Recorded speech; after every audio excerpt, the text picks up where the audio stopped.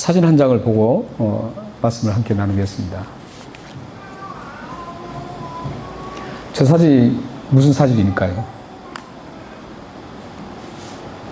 어느 도시의 사진인데, 저 사진이 바로 예수님이 태어나셨던 베들레헴 현재 모습입니다. 많은 분들이 예수님이 태어난 그 장면들이 너무나도 사람이 이해할 수 없는 아주 신비스러운 그런 장면들이 너무 많기 때문에 그 모든 것들이 하나의 소설 형태로 꾸며낸 얘기라고 생각합니다. 그러나 제가 이 베들레헴 현재 모습, 예수님이 태어났던 그 도시가 저렇게 존재한다는 것을 확실하게 보여드리고, 저 모습을 보여드린 이유는 예수님께서 실질적으로, 역사적으로 이 땅에 오셨다는 사실입니다. 사실 예수님의 이 땅에 오신 것은 너무 신비스러운 일입니다.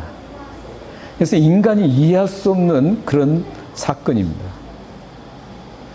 우리는 이 살아가면서 이해할 수 없는 그런 사건들을 우리는 많이 접하게 됩니다.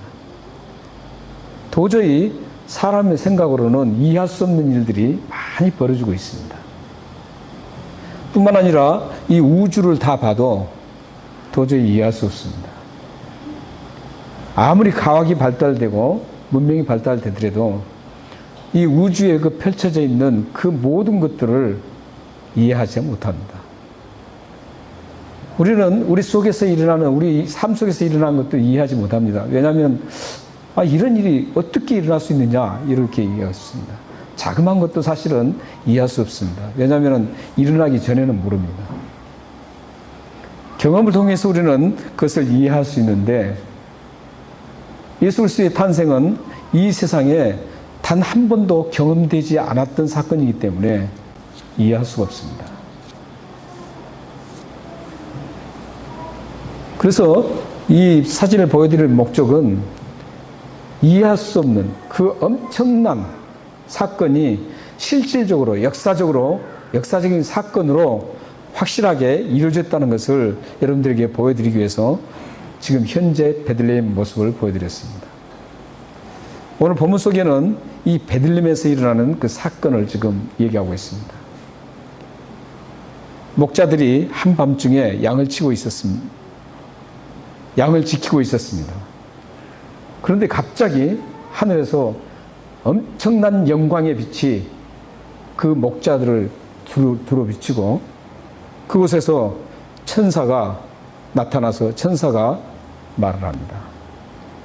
이 사건도 우리는 이해하기 힘듭니다. 그래서 성경을 문자적으로 믿지 않는 사람들, 이 사람들은 이런 사건들은 하나의 상징적으로 벌어진, 그냥 꾸며낸 얘기라고 얘기합니다. 그러나 하나님은, 이 세상을 창조하셨던 하나님은 못하실 것이 없습니다. 특히 이 사건, 예수님이 오신 이 사건은 이 세상에서 어떤 사건과 비교할 수 없는, 이 천지 만물을 만든 사건보다도 더 엄청난 사건입니다. 그렇기 때문에 하나님께서는 직접 천사를 시켜서 그 영광의 빛 가운데서 목자들에게, 양을 지키던 목자들에게 얘기를 합니다.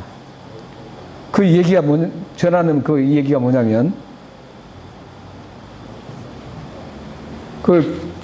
그렇게 전할 때 천사들을 보고 두려워하고 있습니다. 목자들이.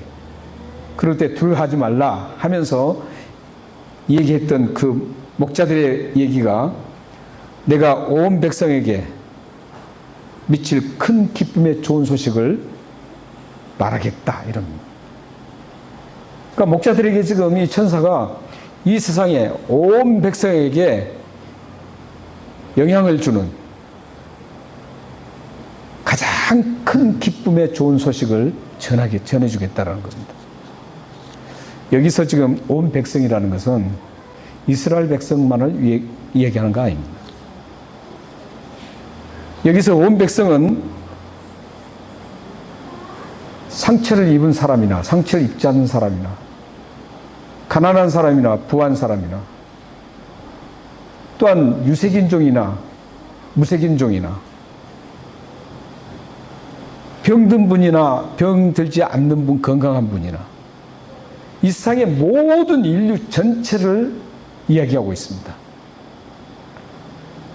이 세상 인류 모든 전체 인류에게 가장 큰 기쁨의 좋은 소식을 천사가 목자들에게 알려주겠다고 하는 겁니다. 그렇다면 이 천사들이 알려준 그 좋은 소식이 무엇일까요? 먼저 우리는 누가복음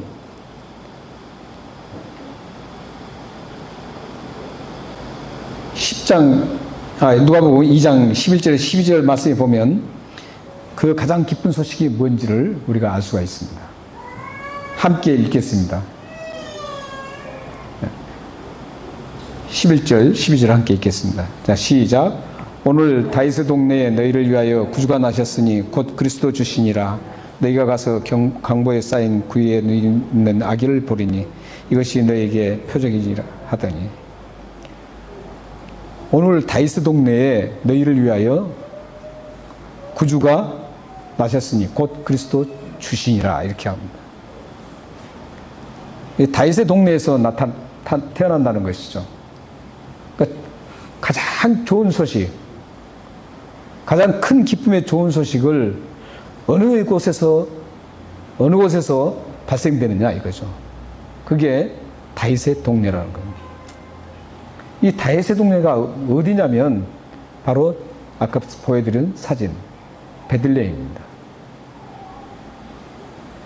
다윗이 태어나고 자란 곳이 바로 이 베들레헴이었습니다.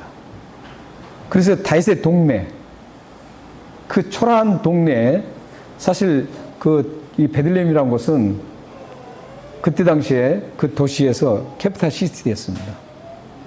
예루살렘에서는 한 40km 정도 되는 곳인데 그 주위에 캐피탈 시티였습니다. 그래서 이 마리아하고 요셉이 여행을 하다가 그곳에서 들렸던 겁니다. 조그만 시골 마을 같은 데는 이 숙박할 수 있는 시설이 없었지만 이 베들레헴은 숙박 시설이 있었던 그런 곳이었습니다. 이 베들레헴에서 태어난 아기가 바로 예수 그리스도신데 이 태어난 예수 그리스도는 하나님의 약속에 의해서 예언에 의해서 이 베들레헴에서 태어나는 겁니다. 미가서 5장 2절 말씀을 한번 보겠습니다. 자, 함께 읽겠습니다. 시작. 베들레헴의 에브라데아 너는 유다 족속 중에 작을지라도 이스라엘을 다스릴 자가 내게로 나올 것이라. 그의 근본은 상고에 영원에 있느니라. 베들레헴에서 이스라엘을 다스릴 자가 태어난다라는 그 예언을 합니다. 바로 이 아기가 오늘 우리 본문 속에서 태어난 예수 그리스도십니다. 이 상고, 영혼이라는 그 단어를 통해서 우리는 확인할 수가 있습니다. 일반 사람들은 영혼이라는 단어가 붙일 수가 없습니다. 그래서 이것은 예수님이 태어나기 전에 예언했던 하나님 말씀입니다. 미가 선지자를 통해서.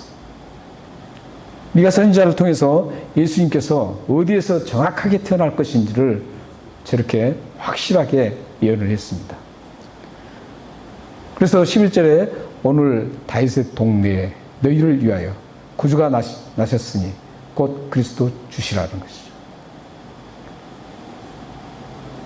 그래서 인류의 가장 큰 기쁨의 좋은 소식이 발생지가 어디냐면 바로 베들레헴입니다. 미가 선지자가 예언했던 것처럼 그 베들레헴에서 인류의 가장 큰 기쁨의 좋은 소식을 전하는 발생지가 된 겁니다. 그런데 그분이 누구냐? 바로 예수님이라는 것이죠. 근데 예수님을 어떻게 표현하고 있습니까? 구주라고 표현하죠. 구주라는 것은 Savior, 구원자라는 뜻입니다. 소테레, 구원자라는 뜻입니다. 그런데 그것은 곧 그리스도 주시다 이렇게 얘기하고 있습니다. 그 구원자가 바로 누구냐 이거죠. 그분이 바로 그리스도 주라는 겁니다. 그리스도라는 것은 여러분들 잘 아신 것처럼 구약에는 메사이라고 합니다. 메시아는 기름 부음을 받은 자 이런 뜻이죠. 그리고 주라는 것은 큐리어스, 로드라는 뜻이죠. 그래서 이 주님, 우리를 구원하실 그 주님이 바로 베들레헴에서 태어난다는 겁니다. 이 사실이 가장 기쁜 좋은 소식입니다. 여러분들에게는 어떤 게 가장 좋은 기쁜 소식이 될까요? 보편적으로 사람들에게 좋은 소식들은 가장 좋은 소식이라고 생각하는 것은 뭐냐면, 예를 들어서 부모가 굉장히 큰 재벌인데 그 재벌 부모로부터 그 재산을 모두 상속받았을 때 굉장히 기쁘겠죠. 엄청난 기쁜 소식이죠. 뿐만 아니라 우리 살아가면서도 당신은 가장 건강한 체질입니다. 그래서 병이 낫지 않고 아마 건강하게 돌아가실 겁니다. 100세까지 사실 겁니다. 이러면 얼마나 좋은 소식입니까? 자녀가 대단한 성공을 이룰 때 그것도 참 좋은 소식이죠. 기쁘고. 우리에게 좋은 소식들이 굉장히 많이 있습니다. 기쁜 소식이 굉장히 많습니다. 그러나 이 모든 것들은 예수 그리스도께서 구주로 오신, 구원자로 오신 이 소식과는 비교할 수가 없습니다. 그래서 이 세상에 가장 큰 기쁨의 좋은 소식은 바로 다윗의 동네에 죄로 죽을 수밖에 없는 그 인류를 죄를 다 용서하시기 위해서, 제거하기 위해서 이 땅에 오셔서 영원한 생명을 주시려고 했던 그 예수 그리스도가 이 땅에 태어난 이것보다도 더 큰 기쁨의 좋은 소식이 없습니다. 그러므로 여러분들은 이미 이 기쁨의 소식을 소유한 분들입니다. 여러분들은 이미 예수 그리스도의 그 큰 기쁨의 좋은 소식을 여러분들은 이미 다 소유하고 있습니다. 예수 믿으신 분들은. 그래서 여러분들은 이 세상의 그 어떤 기쁨보다도 비교할 수 없는 그런 기쁨을 여러분들은 가지고 계십니다. 그래서 여러분들이 실패해도 더 큰 기쁨, 좋은 소식을 가지고 있기 때문에 실패했어도 슬프지 않습니다. 실망하지 않습니다. 여러분들이 삶에 만약에 처참하게 실패했어도 슬퍼할 필요 없습니다. 실망할 필요 없습니다. 왜냐하면 그것과 비교할 수 없는 여러분 안에 구원의 그 감격과 구원을 주시는 그 죄를 용서받은 그 기쁨의 좋은 소식을 여러분들이 가지고 있기 때문입니다. 이 세상에 여러분들이 어떤 일들을 겪을지라도, 처참한 것을 겪을지라도 실망하고 슬퍼할 필요가 없습니다. 낙담할 필요도 없습니다. 왜냐하면 그것과 비교할 수 없는 가장 큰 기쁨, 좋은 소식이 여러분 안에 지금 담겨 있기 때문입니다. 이런 좋은 소식을 전해주고 있습니다. 이런 좋은 소식을 알고 있던 천사들이 이제 어떻게 합니까? 그들이 사실 감격적으로 하나님을 찬양합니다. 사실 보면 천사들에게는 자기들과 관계가 없습니다, 사실. 천사는 죄가 없는 존재입니다. 그렇기 때문에 하늘에 함께 그곳에 있을 수가 있습니다.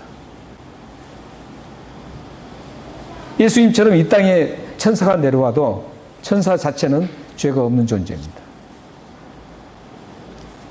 예수님도 이 땅에 오셨을 때 육신으로 오셨지만 죄가 없는 분이었습니다. 그렇기 때문에 우리를 구원할 수 있는 능력을 가지셨습니다. 천사들이 자기들은 죄 용서받을 필요가 없는데도 불구하고 13절, 14절에 보면 하나님께 영광스러운 찬양을 드리고 있습니다.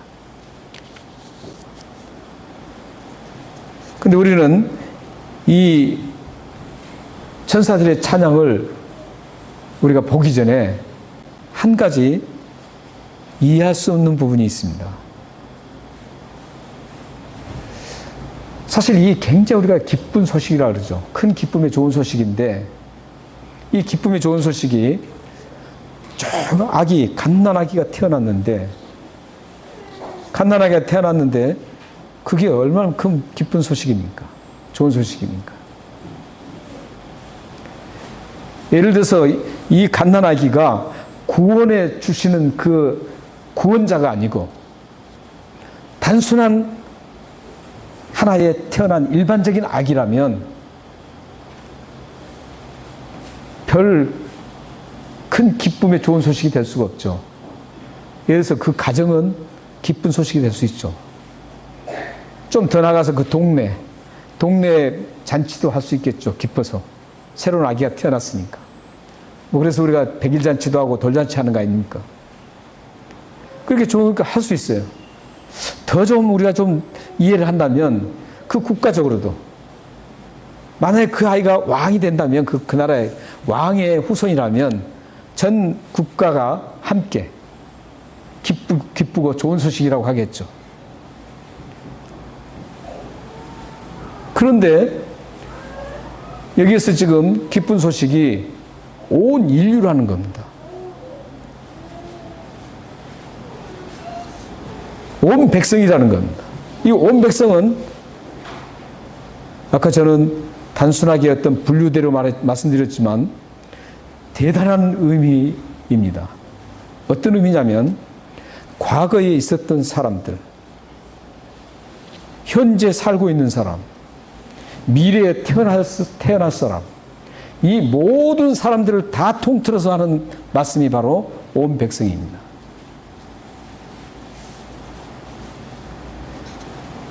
단순히 그 시대의 사람들만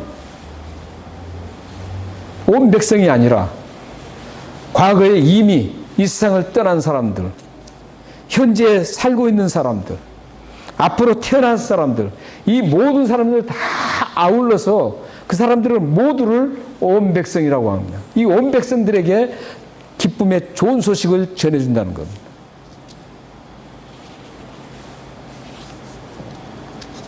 왜 그러냐면 예수님께서 구원자이기 때문에 그렇습니다. 구약에는 메시아를 기다렸습니다. 자신들을 구원해 줄 그 기름 부음 받은 자, 메시아를 기다리고 있었습니다. 우리는 지금 예수 그리스도께서 십자가를 죽으시고 부활하신 그 성취하신 예수 그리스도를, 메시아이신 예수 그리스도를 주님으로 모시고 있습니다.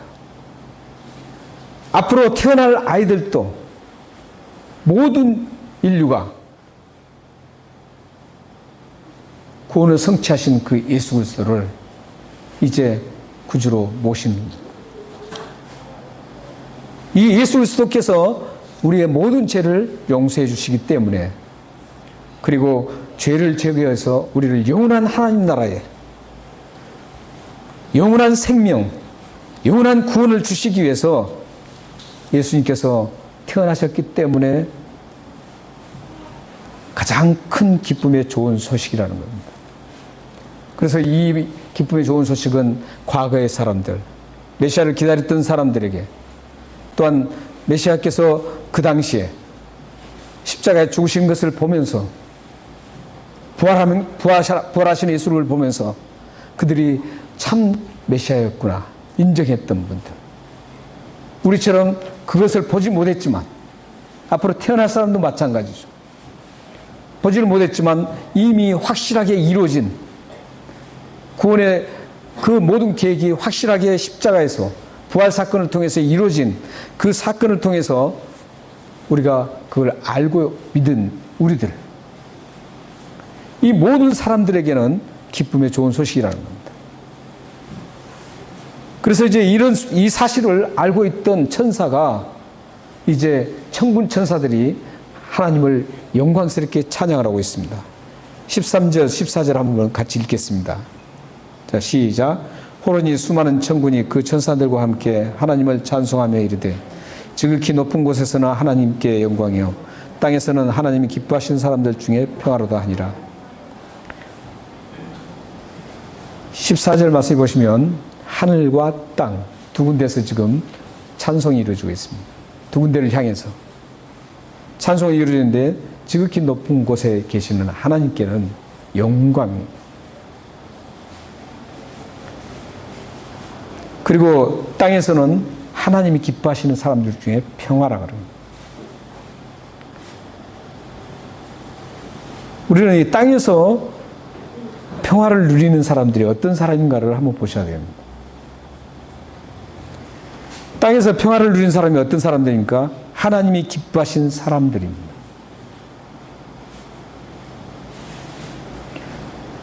이 세상에 평화가 있다고 생각하지만 진정한 평화는 하나님이 기뻐하시는 사람들에게만 주어집니다.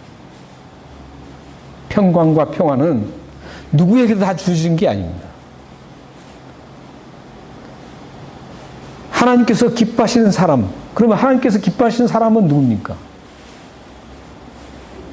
하나님께서 구원을 주시기 위해서 이 땅에 보내신 예수 그리스도를 믿는 그 사람들을 얘기합니다. 왜냐하면 진정한 평화는 죄가 제거될 때 완전하게 이루어집니다. 죄가 있는 상태는 절대 평화가 없습니다. 잠시 평화가 있는 것 같지만 다시 싸움이 일어납니다. 그 마음이 잠시는 평온한 것 같지만 다음에는 요동치기 시작합니다.